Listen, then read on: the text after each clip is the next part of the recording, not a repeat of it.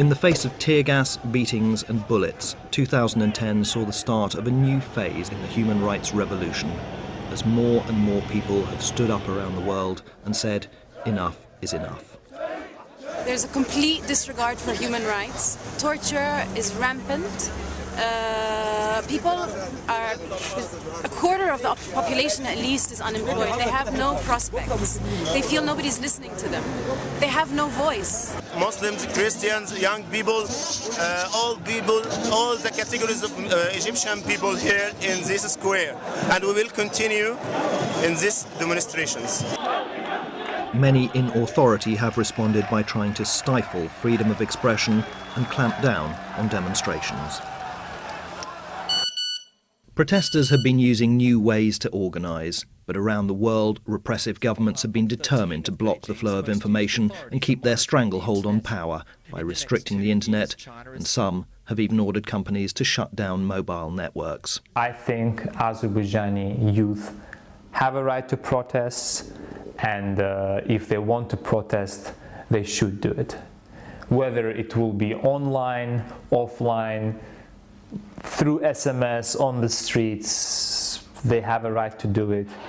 The demonstrations have taken many in the West by surprise. For years they've been turning a blind eye and selling arms to repressive regimes with poor human rights records. But even in countries where protesters have succeeded in bringing change, there is a real danger that the new leaders may try to return to the old ways.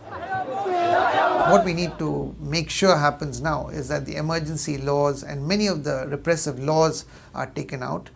Secondly, we need a complete overhaul of the security apparatus in many of these countries. That's a big problem that people are facing.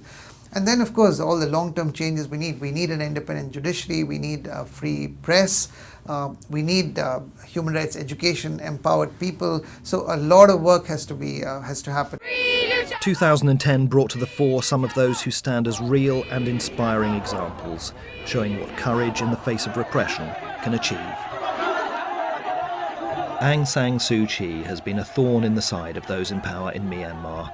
In 2010, her period of house arrest came to an end, and she was once more able to speak publicly about her hopes for the future, views which led to her detention and then to the Nobel Peace Prize.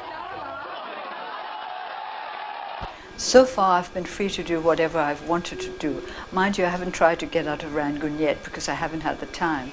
But I would like to emphasize the fact that I was released because my term of imprisonment had come to an end. It was not an amnesty or anything like that. Following Aung San Suu Kyi as Nobel laureate in 2010 was China's Liu Xiaobo, who wasn't allowed to go to Oslo to accept his prize. His calls for greater freedom of expression in China meant that he sat in jail and the prize went unaccepted for the first time in more than 60 years. For all the public demonstrations, millions of others have responded by fleeing repression and corruption, trying to find a better life for themselves or their families. At any one time, there are literally countless millions of people on the move, seeking refuge abroad from the challenges they face at home. The reality is that more often than not, they're seen as unwelcome, herded into inhumane conditions, or die on the journey. Those that made the journey generations ago are still facing discrimination and a denial of their human rights. In Europe, there are more than 10 million Roma, sometimes called gypsies, who are still overwhelmingly marginalised, excluded from the societies in which they've settled, and left voiceless and without the basics that would allow them to escape their poverty. They say that we are equal in the eyes of the law, but that's not true. And if they don't want to help us or give us something, they should just put us in a corner and shoot us, and we'll be saved from this suffering.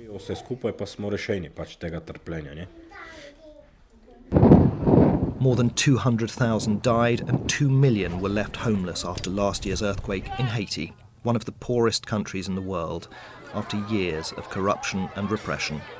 And in the Côte d'Ivoire, violence has left countless dead, with the international community unable or unwilling to do anything.